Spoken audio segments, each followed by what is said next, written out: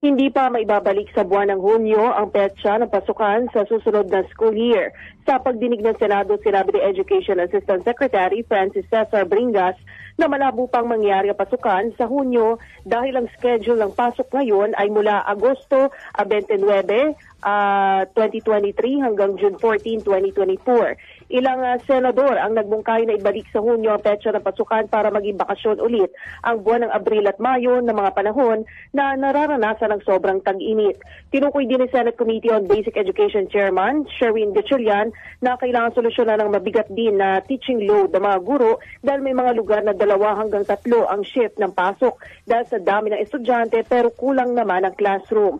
Anya 9% ng K-10 schools o 3,500 na mga eskwelahan ang kulang sa guro. 24% sa junior high school ang eskwelahan na kulang at 34% sa senior high school.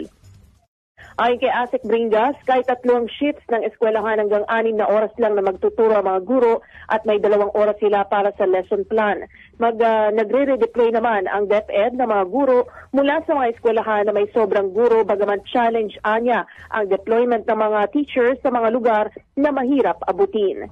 Kasama mo sa DZXL RMN Manila, reaching millions nationwide and worldwide for more than 70 years. Radyo Man Con de Batak, Tatak, RMN.